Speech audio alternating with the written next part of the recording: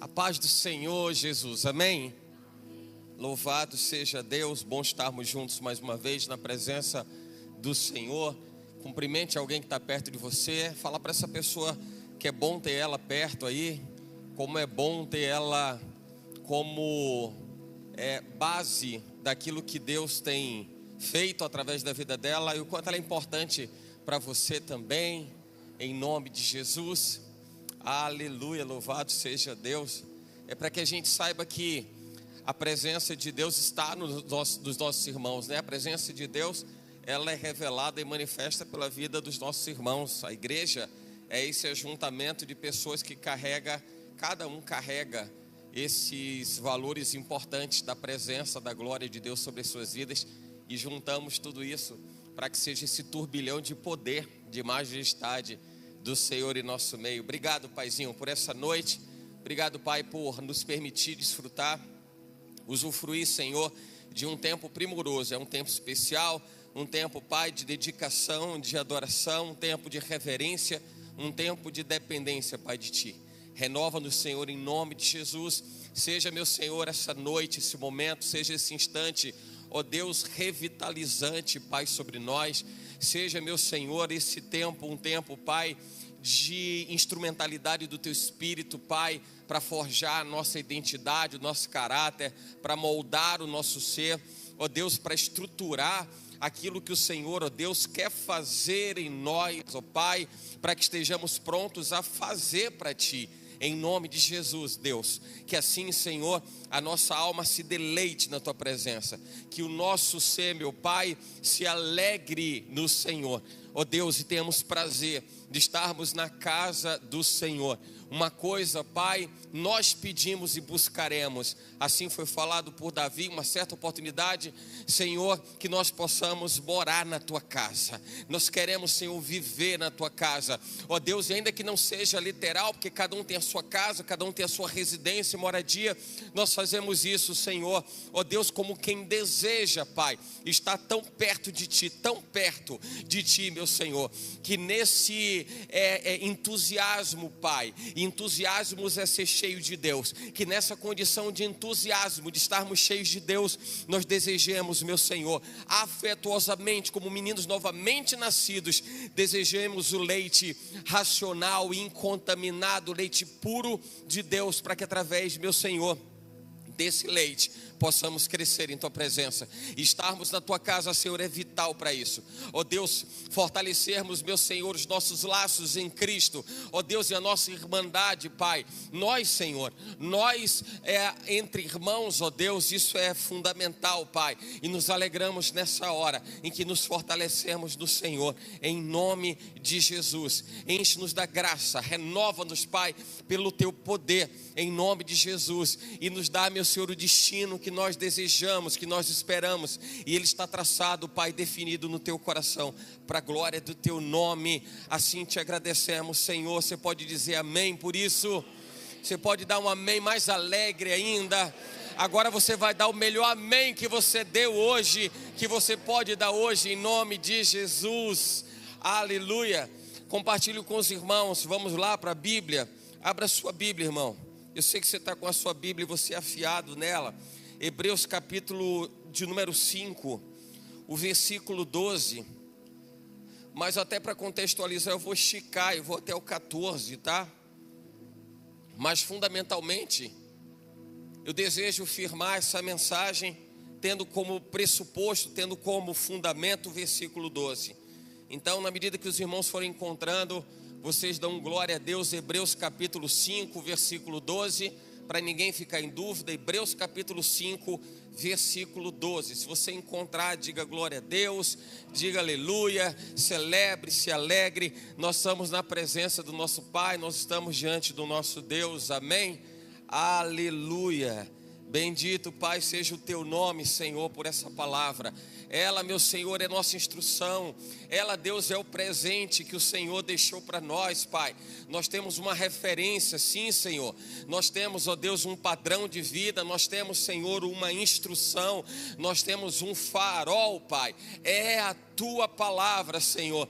Ó Deus, obrigado, Pai, por não nos deixar ó Deus, estonteados nessa terra, nos deixar desorientados nessa terra. Pelo contrário, o Senhor nos deu Jesus, o teu Filho, e Ele é a palavra, Ele é o verbo que se fez carne, habitou entre nós. A sua palavra, Senhor, manifesta e revelada no próprio Messias, no unigênito do Pai, e nos alegramos disso, Senhor, em nome de Jesus, aleluia.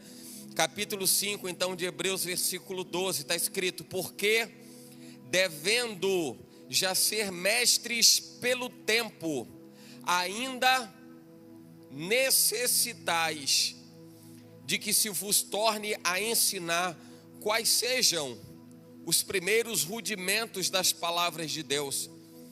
E vos haveis feito tais que necessitais de leite, e não de sólido mantimento.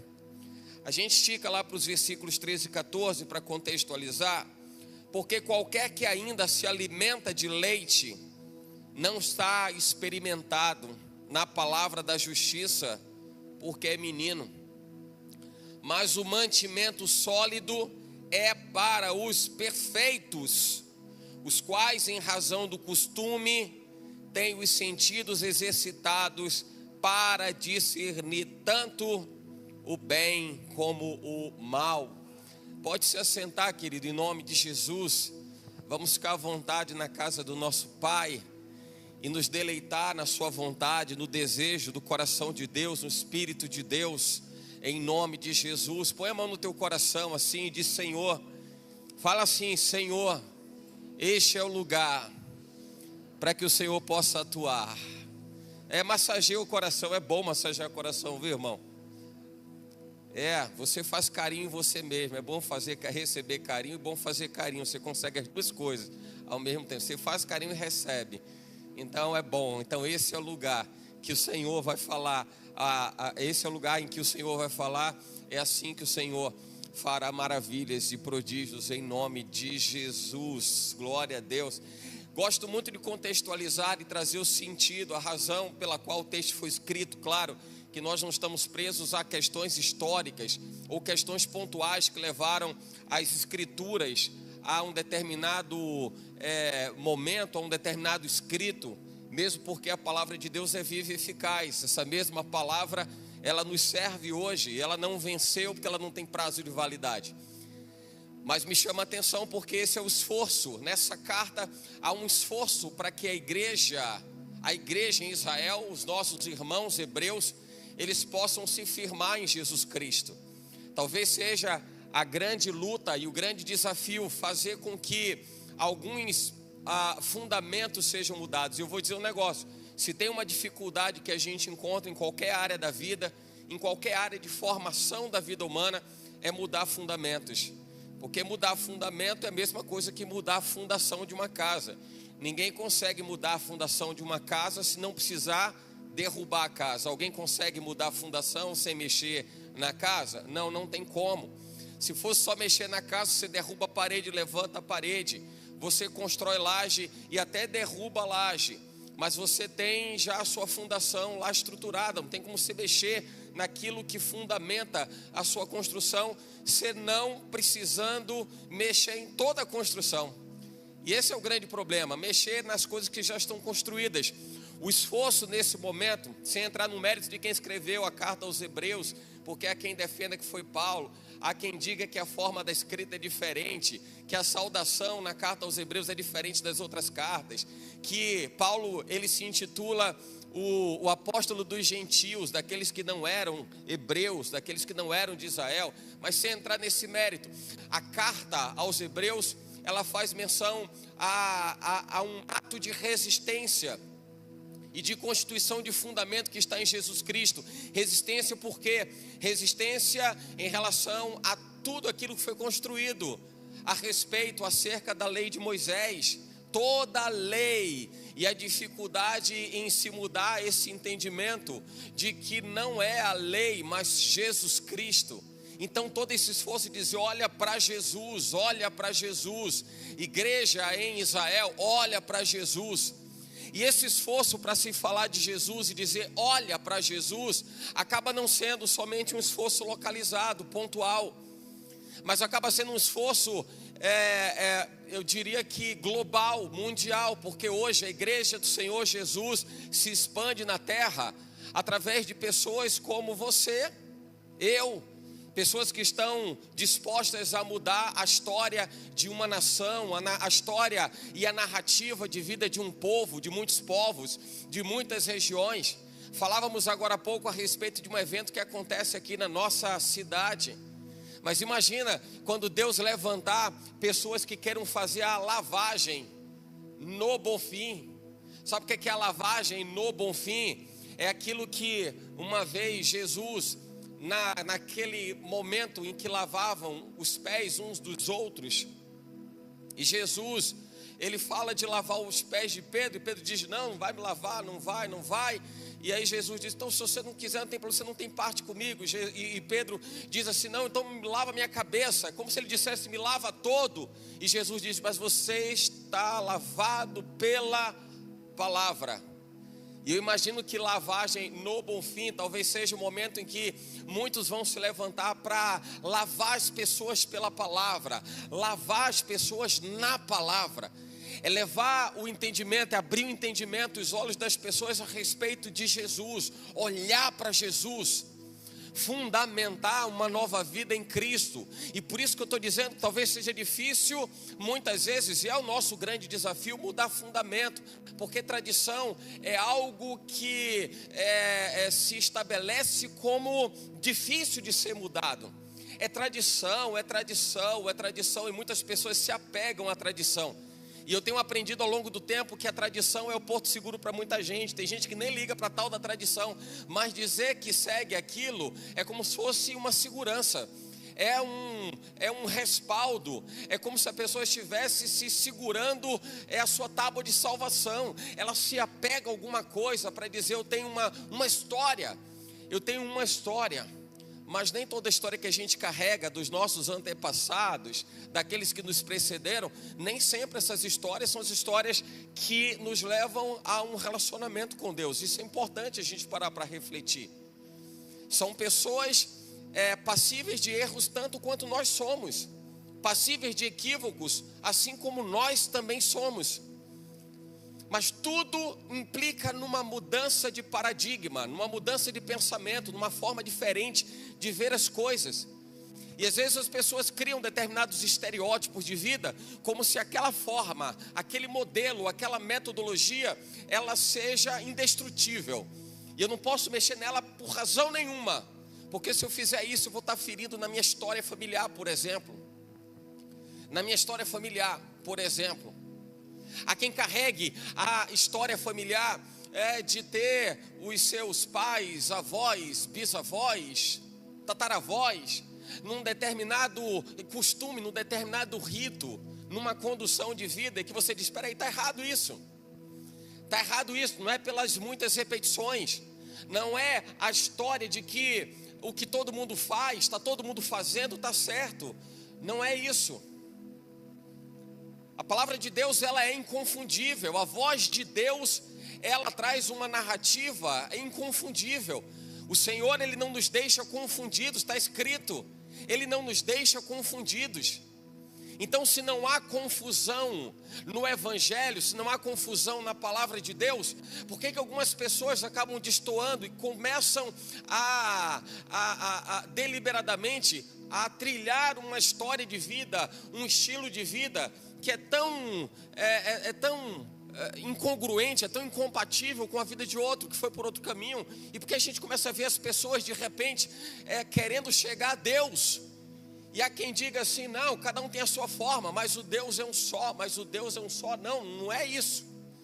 O Senhor não deliberou ao homem a condição dele criar os seus meios para chegar no mesmo fim, não é assim. Aliás, pelas muitas vozes que se somam na terra, as pessoas estão cada vez mais difusas e confusas ao mesmo tempo. Difusas e confusas. Aí tem uma hora que a gente precisa parar e dizer assim: peraí, o que é que faz sentido? O que é que faz sentido, irmão? Na sua vida você vai ter que lidar com isso. Porque não é só na questão da vida em Cristo, é na sua vida como um todo. Você vai ter que parar para pensar, por exemplo, o trabalho que você realiza, onde você trabalha hoje, o que é que você faz? A maneira como você conduz relacionamento conjugal, sua vida dentro da família. O que é necessário parar para dizer? Peraí, a gente tem que parar. Não é mais a questão de eu vou me sentir envergonhado porque eu estou errado. E eu vou dizer para você, não há vergonha em quem está errado. Acho que há vergonha em quem não reconhece o erro. O estar errado não é vergonhoso. O vergonhoso é permanecer no erro sabendo que está errado. É não se permitir a mudança. É não se permitir a mudança. Romanos está escrito: não vos conformeis com este mundo.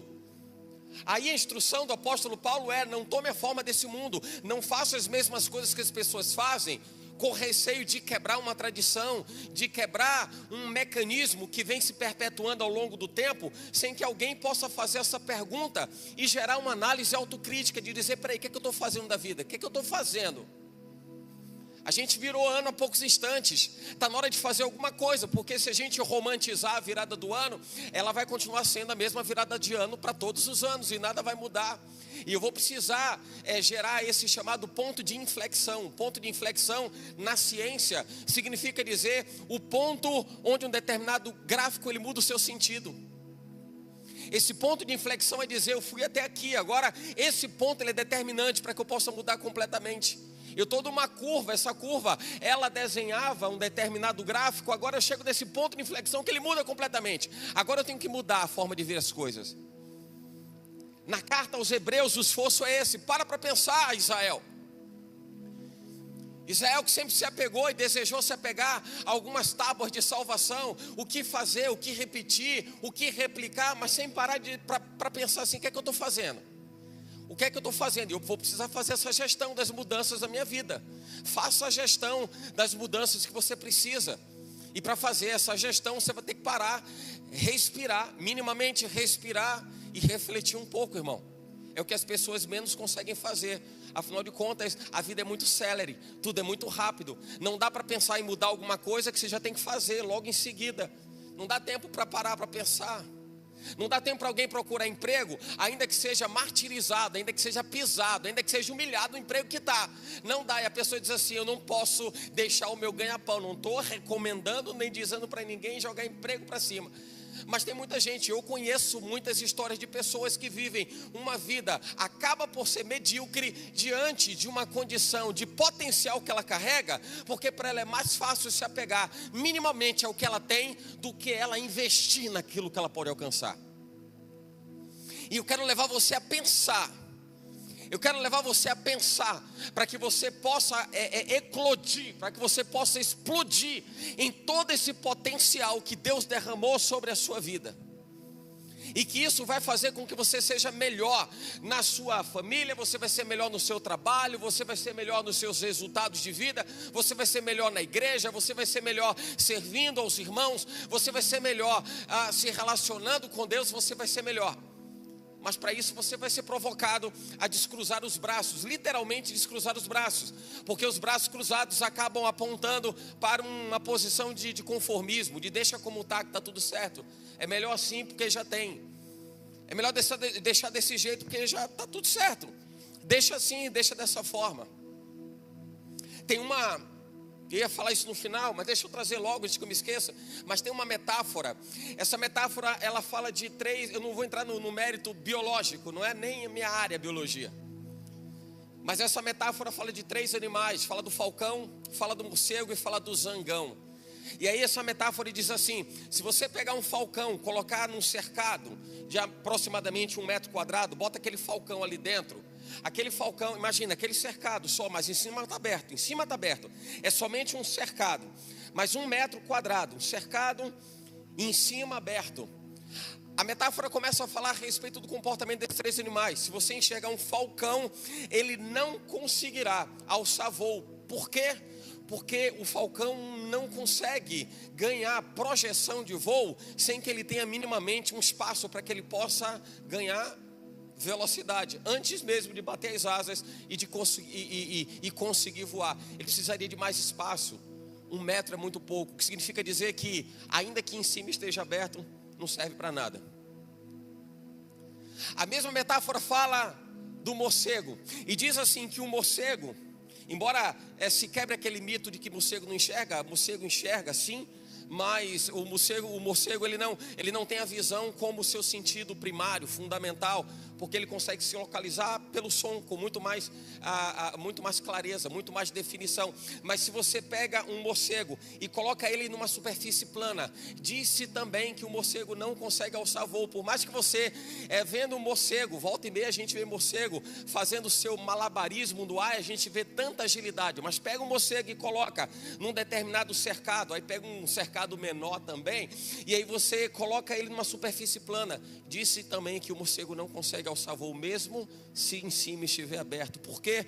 Porque o morcego ele não consegue se orientar, visto que ele não faz um uso tão aprimorado da visão. Ele precisa minimamente de uma geolocalização que dê uma condição de entendimento, onde eu estou. Então a superfície plana para um morcego não ajuda muito, o que significa dizer que mesmo estando aberto em cima, ele também não vai conseguir ir para lugar nenhum.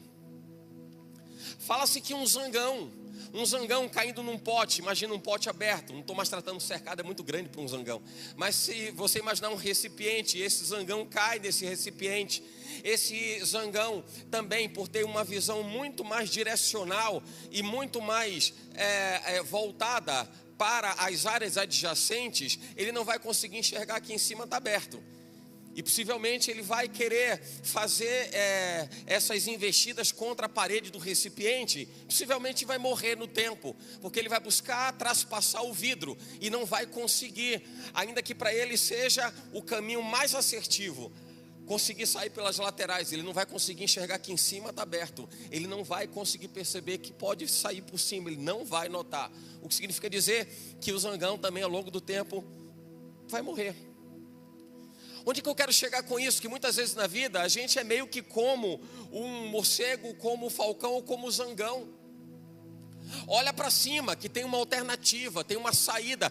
E isso cabe muito para nós. Eleva os meus olhos para os montes, de onde me virá o socorro.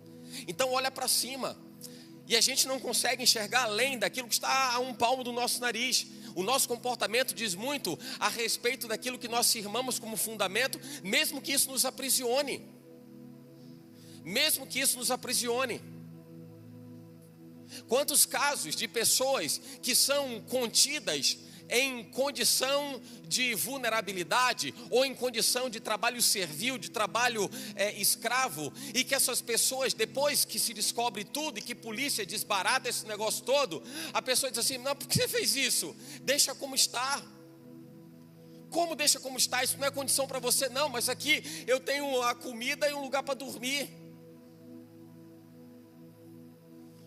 Aliás, a gente não precisa ir longe. Ou aliás, a gente precisa talvez ir mais longe. Porque na história da saída de Israel do Egito, muitos desejaram voltar, porque para eles era melhor viverem uma vida de escravidão. Para eles era melhor, ainda que fossem escravos, eles teriam que comer. Lá eles se sentiriam mais seguros. O Egito era a nação mais poderosa do seu tempo. Aquela oportunidade em que Israel era tida como escrava. E aí as pessoas vão se acostumando a viverem uma vida que está aquém da vontade de Deus. Imagina, Deus olha para o seu povo, para Israel, tem uma promessa sobre Israel e diz assim: Israel, eu vou fazer você explodir agora. E aí as pessoas dizem: não, Senhor, eu quero voltar para o Egito, me deixa voltar para o Egito. Mas quando o Senhor diz assim em Jeremias: eu bem sei os pensamentos que tenho sobre vós, diz o Senhor, pensamentos de paz e não de mal, para vos dar o fim que você deseja, que você espera. Isso para mim cai como uma luva muito bem encaixada numa mão. É como uma solução adequada à vontade e ao desejo do coração do homem. Você tem autoridade.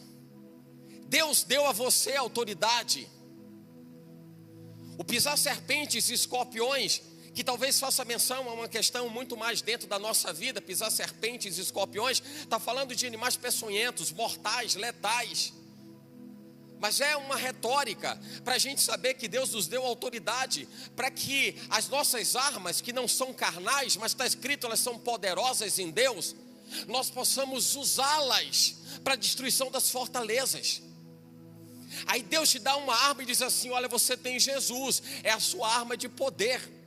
E a pessoa se acanha nisso, a pessoa se guarda nisso, ela se esconde nisso, ela se resguarda nisso. E o Senhor nos dá poder. Poder através de quem? Diga: de Jesus. Diga: Jesus na minha vida. Imagina quanto mais Jesus você tem na sua vida, imagina quanto melhor relacionamento você tem com o Senhor na sua vida. Sabe aquela história do você sabe com quem você está falando? Quando você encontra alguma história de alguém que tem uma guarida, que tem alguém dando respaldo, dando suporte, você sabe com quem você está falando? Não tem umas coisas dessas? Você sabe com quem você está falando? Todo mundo que fala isso, você sabe com quem está falando? Não, é só com a panelinha, é o negocinho lá, o mais achegado. Significa dizer que o mais achegado tem privilégio, irmão. E eu não quero falar de privilégio em relação a Deus como se fosse mérito particular de quem quer que seja. Mas naturalmente você começa a descobrir os mistérios de Deus na medida que você se relaciona com Ele. Não é pela panelinha, Deus não quer fazer panelinha, Deus quer relacionamento com você. Ele é pai e você é filho. Então abraça a sua identidade de filho e comece a conhecer qual é a herança que o seu pai tem para você. Aí você conhece essa herança, sabe o que Deus te concede, a autoridade que Ele lhe atribui, para que você possa pegar e dizer assim: agora eu vou fazer a gestão da minha vida. Agora eu entendo o que é fazer a gestão da minha vida. Entendo como eu tenho que me posicionar, o que é que eu tenho que fazer, o que é que eu não tenho que fazer. E tem coisas que a gente precisa parar para pensar a respeito. A minha gestão de vida.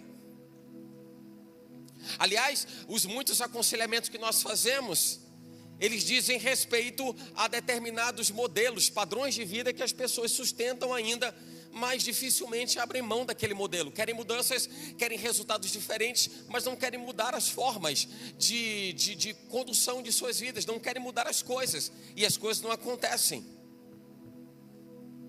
Aí a gente precisa enxergar poder de Deus, eu preciso olhar poder de Deus, eu preciso enxergar quem é Deus para mim.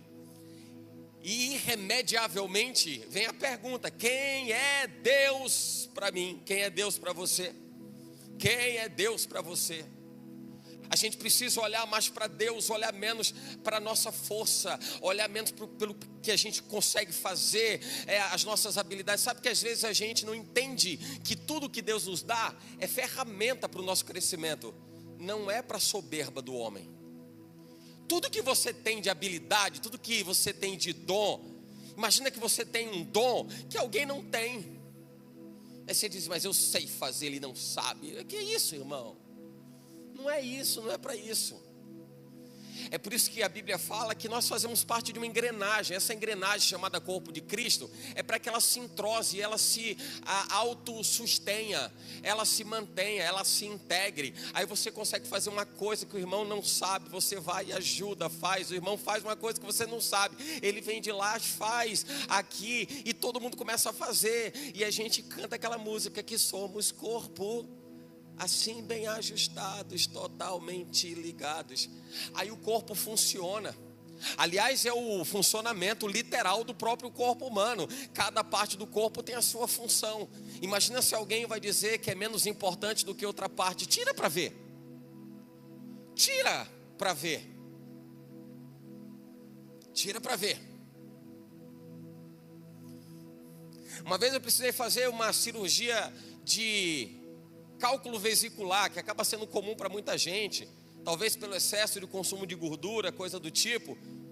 E uma pessoa disse para mim assim uma vez: não se preocupe, a vesícula não serve para nada. Eu olhei para ela assim: como assim? Como serve para nada? Se não serve para nada, para que está dentro de mim esse negócio? Se não servisse, não ia estar dentro de mim. Não ia estar dentro de mim.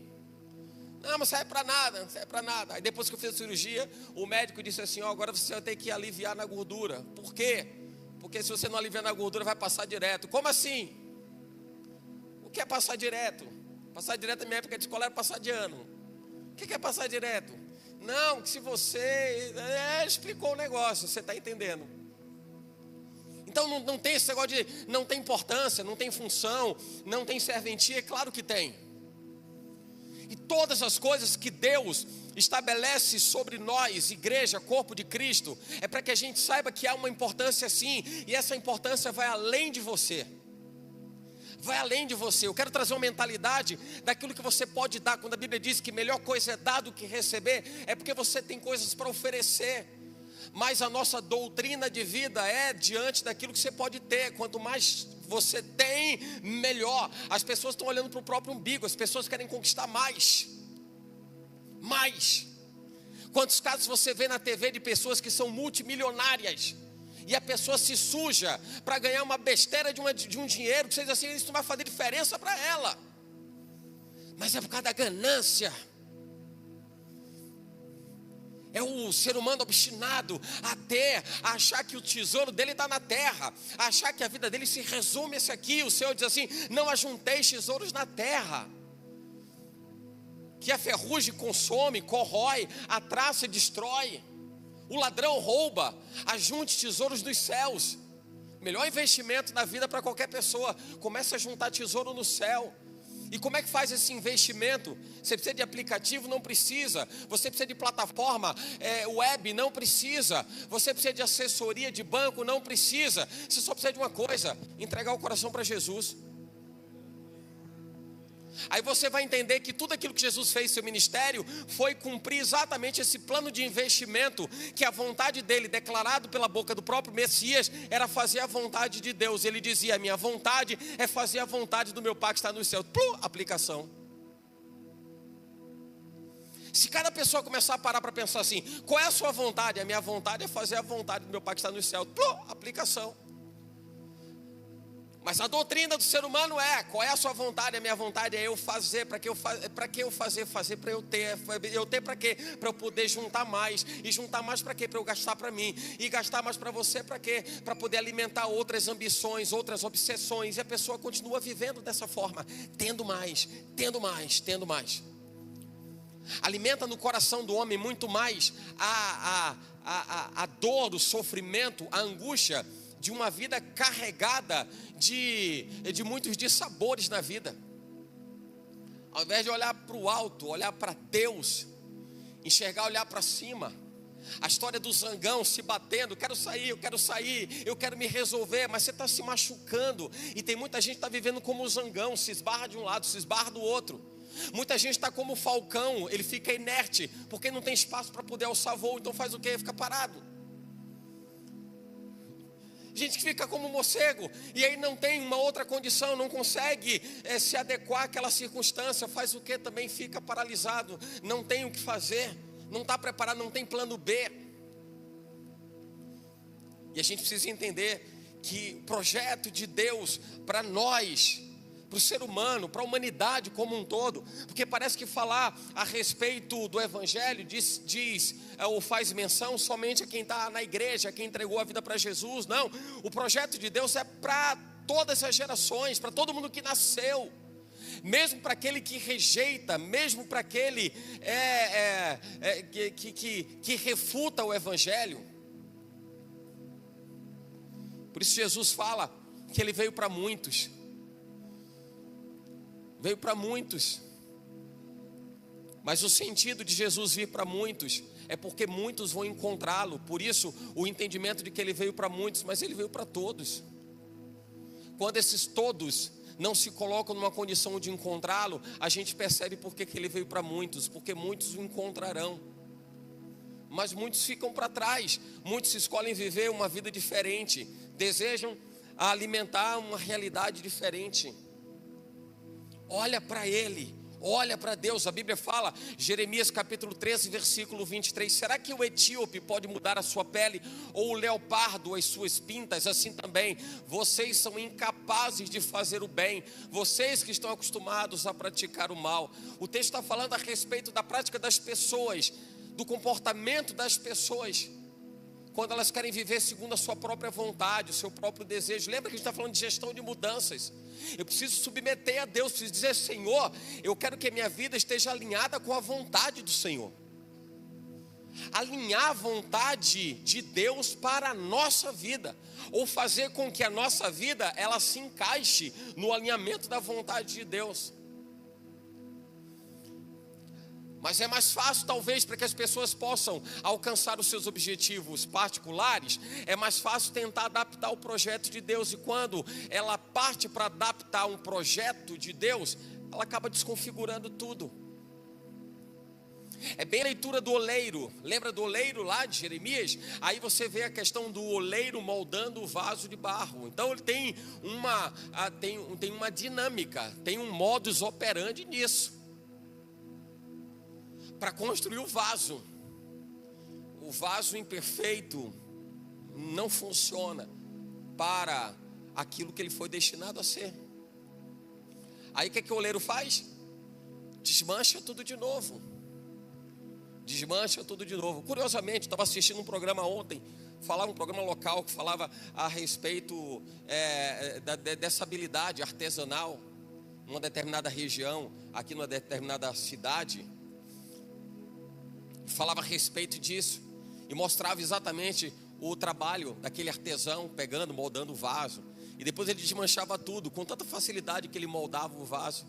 Mas ele queria mostrar para a reportagem que estava fazendo lá e tal, ele queria mostrar como que era, então ele desmanchava tudo. Aí aquilo que antes era um vaso tomando forma, passava a ser somente pedaços de barro, porque ele desmanchava tudo, ele juntava tudo, sabe, parecendo massa de modelagem, que a gente brincava na infância aí para muita gente. E ele começava a tudo de novo, tudo do zero. A gente vai ter que colocar diante de Deus e dizer: Senhor, olha, eu prefiro viver como um vaso imperfeito e deixa as coisas acontecerem aí do jeito que for, ou então eu submeto a minha vida à vontade do Senhor. E o Senhor pode despedaçar o troço todo, pode manchar tudo e começar do zero. Aí você pensa assim: poxa, e quem estaria disposto a começar do zero? Você para, olha para a sua vida e diz assim: Senhor, poxa, mas agora, a essa altura do campeonato, começar do zero? É assim que as pessoas pensam, não? Ai Deus, mas logo agora começar do zero. E começar do zero não é começar do zero errado. Tem gente que quer começar do zero errado. Não se começa do zero errado, se começa do zero certo. Não adianta começar do zero e começar errado. Se é para começar do zero, começa certo. Faz o negócio direito. A gente começa a refletir nas tantas bobagens, besteiras que a gente vai fazendo ao longo do tempo, e a gente para pensar assim: poxa, talvez eu já tenha até recomeçado, mas recomecei errado. Errou da mesma forma, continuou repetindo os mesmos erros. E aí a pessoa diz assim: poxa, mas eu já recomecei tantas vezes. Peraí, você recomeçou tantas vezes errado. Não conta então, não serve, não resolve. Porque recomeçou olhando para si mesmo, olhando para as suas forças, para as suas habilidades, para o seu poder, para a sua glória, para a sua realização, para a sua vontade, para o seu projeto. Não recomeçou direito. O texto que nós lemos de Jeremias está falando a respeito do comportamento das pessoas vocacionado para praticar o que é errado, enquanto ele não olha para cima, enquanto ele não deixa de olhar para os lados e querer andar segundo a sua vontade, quebrando a cara, se esbarrando em tudo que é obstáculo. Olha para cima. Senhor, tem um lugar diferente. Senhor, tem um plano diferente. Tem alguma coisa diferente. E a gente vai precisar olhar para cima para dizer: Senhor, muda essa gestão que eu estou adotando em relação à minha própria vida. Melhor modelo de gestão para você mudar a si mesmo é deixar que Ele te oriente para que você mude. Deixa Ele te orientar para você. Quem vai ter que mudar é você, irmão. Porque de repente alguém diz assim: não, deixa Deus fazer, deixa Deus fazer. Não, Deus não vai fazer, Deus vai mostrar. Quem vai fazer é você. A gente falava há algum tempo atrás: Ele é o arquiteto, você é o executor. Ele planeja, Ele projeta, você executa. Você vai ter que fazer. Por isso que o apóstolo Paulo fala em Coríntios capítulo 3, que nós somos cooperadores. Capítulo 3, versículo 9, que nós somos cooperadores de Deus. Cooperador é um cúmplice, é alguém que está junto num projeto. Tem responsabilidade para todo mundo que está envolvido. Nós somos cooperadores. Então ele dá o projeto, ele diz assim: está pronto aqui, faz isso aqui que vai dar certo. É a palavra dele. Josué capítulo 1: não se aparte da tua boca o livro dessa lei. É Deus falando a Josué: Josué, olha, seu tio partiu, foi para a glória, agora você comanda Israel. E aí a melhor maneira de você começar, e não seria diferente, é capítulo 1 de Josué. Então a melhor maneira de você começar, olha Josué, é não se apartando da lei do Senhor, da palavra de Deus. Então faz aquilo que nela está escrito, não tem problema nenhum. Você não tem experiência, mas você tem aquilo que poucas pessoas têm: a palavra. é o nosso melhor ponto de partida. Você tem a palavra. Filipenses 4:13, quando ela declara: porque eu posso todas as coisas naquele que me fortalece, é um contrato assinado em que você diz para Deus: Deus, o Senhor diz o que eu tenho que fazer na vida, porque no Senhor eu posso todas essas coisas. Enquanto eu estava reticente de assinar esse contrato e quis viver por mim mesmo e quis gerir a minha própria vida, eu estava quebrando a cara. Mas agora, Senhor, olha aqui, é o mesmo sentido de Gálatas 2:20 que a gente falava também, via hoje pela manhã. Agora não vivo mais eu, mas Cristo vive em mim. Mas a ideia é a mesma. Senhor, olha aqui, eu estou assinando aqui, assinando agora, Senhor, está nas mãos do Senhor. E Paulo, quando ele fala em Gálatas 2:20, e a vida que eu vivo na carne, vivo na fé do Filho de Deus, ele está dizendo: eu entreguei a minha vida para ele, mas não deixei de fazer o que tem que ser feito. A vida que eu vivo na carne, ele está dizendo: eu vivo uma vida na carne, eu estou fazendo as coisas, tem que acontecer, mas eu vivo na fé do Filho de Deus. Eu vivo para fazer a vontade de Deus. Então olha para ele, deixa Deus ser a sua grande referência, deixa a palavra dele te instruir, deixa que o Senhor te instrua. Submeta a palavra de Deus, submeta ao Evangelho, submeta à vontade do Senhor, faz prova com ele, ora, conversa, bate um papo com Deus, quebra as formalidades se necessário for, mas rasga o seu coração. Rasga o seu coração. O que ele espera de você é um relacionamento tão próximo, tão íntimo e profundo, que você não tenha que criar obstáculos para manter uma intimidade que desde o princípio, o projeto de Deus era de uma aproximação tão íntegra e tão íntima, que o homem não sentisse a necessidade de gerar formalidades ou criar subdivisões na sua forma de viver para poder se relacionar com Deus. Eu não estou falando de reverência, não estou falando de tratar as coisas de Deus de forma leviana, mas estou falando de quebrar formalidades, da gente entender o que Deus espera de nós, o que Deus quer de você. E às vezes a gente fica esperando que alguém diga alguma coisa, alguém fale alguma coisa, alguém vai dizer: estou liberando a palavra, e a pessoa: opa, agora Deus olhou para mim. Não, Deus está olhando para você o tempo todo, Deus está cuidando de você o tempo todo. Mas o tempo todo talvez você não esteja abrindo a boca para dizer: Senhor, sonda o meu coração, me conhece, Pai. E nessa intimidade, profundidade de relacionamento, talvez você diga para ele: Senhor, olha, eu sou como um menino mimado e eu reconheço, porque até mesmo através de um reconhecimento do que você é ou deixa de ser, isso é revelação do Espírito.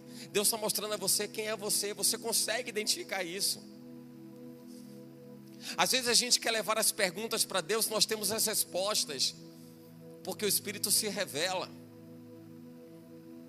Aí alguém diz assim: olha, Deus, Senhor, eu quero dizer uma coisa, Pai, eu estou esperando algo que aconteça na minha vida, mas eu sei, Senhor, que eu estou falhando em tal coisa. Mas Deus, por que isso está acontecendo? Não, você já acabou de responder.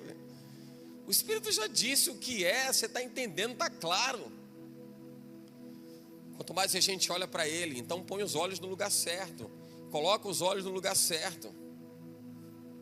Isso diz respeito ao bem de Deus. Olha que o apóstolo Paulo, ele dizia assim: o bem que eu quero fazer eu não faço, mas o mal que eu não quero fazer, esse sim eu faço.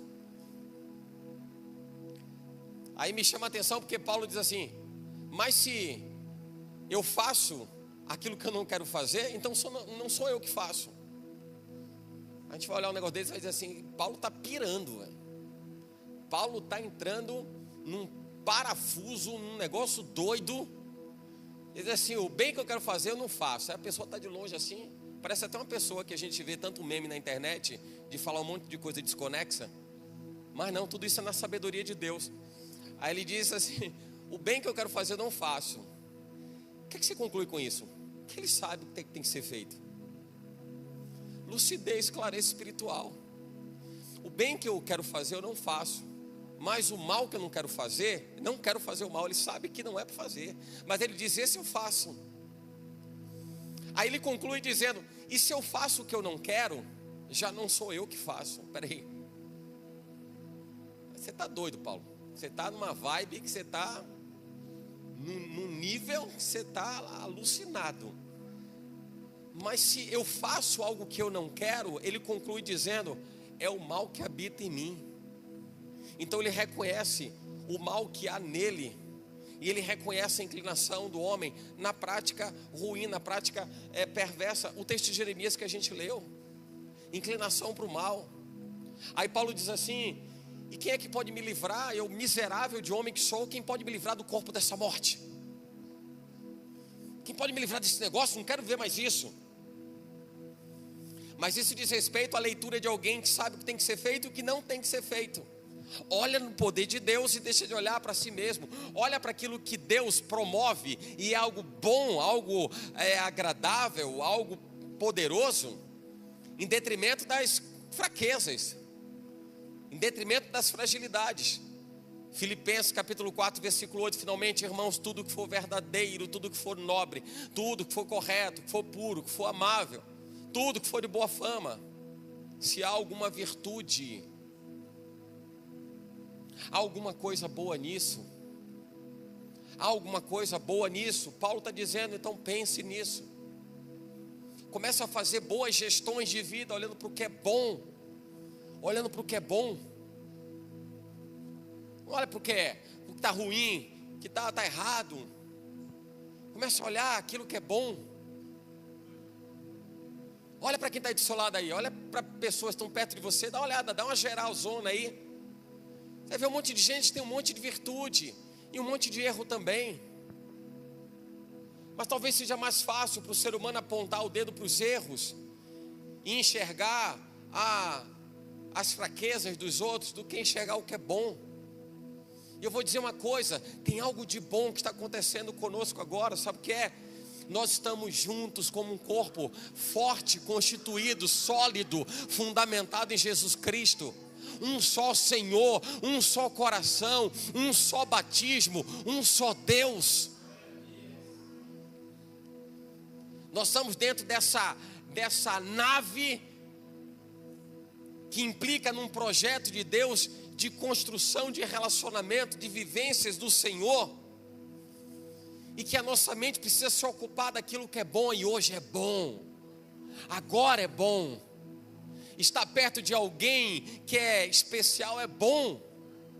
Aproveita e fala para quem está e diga assim: é bom estar do seu lado, irmão. Não, bom é muito pouco, diga assim: é muito bom estar do seu lado. E não é bom não, você está pensando meu bom como é? Meu bom é carregado? É assim, é muito bom.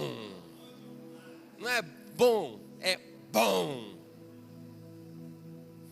É quase que bombástico isso, né? É muito bom estar do lado de alguém que é tão especial, alguém que é tão precioso. E isso diz respeito a gente desfrutar da excelência da glória de Deus. Isso diz respeito à bondade de Deus, ao amor de Deus, à verdade de Deus. É João 8,32: e conhecereis a verdade. A verdade é libertadora. A verdade, ela alivia peso, ela alivia carga, irmão. E a verdade é Jesus, a verdade é a palavra de Deus. Olha o quanto é bom você estar firmado na verdade. Tudo que possa parecer pesaroso, um dia difícil, uma jornada mais tensa, mais sobrecarregada, aí você lê a Bíblia, aí você ora, aí você canta para o Senhor, aí você salmodia, aí você conversa com Deus, aí você conversa com o irmão. Senhor, através do irmão, libera para mim uma palavra. É que as pessoas acabam vivendo muito mais no eu vou para a igreja, acaba a igreja, eu vou para casa, acaba da igreja, eu vou para casa, eu vou para a igreja, volto da igreja, entro na igreja, saio da igreja. Tem um tesouro aí do seu lado. Olha o tesouro que está do seu lado. Olha aí esse tesouro. Ei, tesouro. Eita glória. E não é só o tesouro cônjuge, né? Não é só, também é um tesouro. Mas os irmãos fazem parte desse grande tesouro de Deus. Esse grande tesouro de Deus. Deixa que o Senhor, Ele faça as mudanças que você precisa, mas haja na direção, haja no sentido de que essas mudanças aconteçam. Deus espera que você se movimente, que você se posicione para que essas mudanças ocorram. Deus levanta pessoas perto de você. Quem está do seu lado, a gente tem feito menção a quem está do seu lado, quem está conosco, quem está no nosso meio. Não é para agradar ou aumentar e elevar a autoestima do irmão. É para dizer para ele de fato o que ele é, o que ele vale, o que ele representa. Os homens e mulheres que Deus tem enchido, as pessoas que se dedicam na obra. A gente olha a obra, a gente vê os pastores da igreja, a gente vê as pessoas dedicadas nos trabalhos, nos afazeres da igreja, nos eventos da igreja. A gente está lá, vamos estar lá, está lá, está lá. Aí às vezes você diz assim, não, parece filme de Hollywood, que está tudo tranquilo, está todo mundo com expressão de sorriso, que está tudo certo. Está tudo certo, com Jesus no barco está tudo certo. Não significa dizer que dá tudo certo como a gente quer, mas a gente aplica o nosso coração em fazer aquilo que Deus espera. A gente não olha para a debilidade do irmão, para a fraqueza do irmão, para a fragilidade do irmão. A gente não olha para isso. A gente olha para, vamos fazer o que tem que ser feito. Vamos fazer o que tem que ser feito. E Deus espera que você faça o que tem que ser feito. Ele levanta pessoas para que possam ajudar você a fazer o que tem que ser feito. Então se cerque daquilo que é bom, irmão. Se cerque de pessoas que são presente de Deus. Presente de Deus. Tem gente aqui na sua igreja, é presente de Deus para você, irmão. Você é presente de Deus para mim. Obrigado, presentes. Presentes. Louvado seja Deus. 1 Coríntios 15:33, não se deixe enganar, as más companhias corrompem os bons costumes. Se cerque de quem vai te levar a fazer as conexões necessárias. Você vai precisar entender que os seus pensamentos, as suas atitudes, elas vão dizer de fato aquilo que você é e que você tem vivido. Então aplique o seu coração em entender qual é a comunicação sobrenatural de Deus. A comunicação sobrenatural de Deus. E eu vou dizer para você, tem uma comunicação sobrenatural de Deus que diz para você que você pode. Tem uma comunicação sobrenatural de Deus que diz que você consegue. Uma comunicação sobrenatural de Deus que diz que é possível, dentro da vontade dele, sem frustrar, sem romper com a vontade, o projeto de Deus, mas para mostrar para você que você é capaz e que Deus quer fazer de você alguém que seja pleno, abundante em tudo que você fizer. Amém?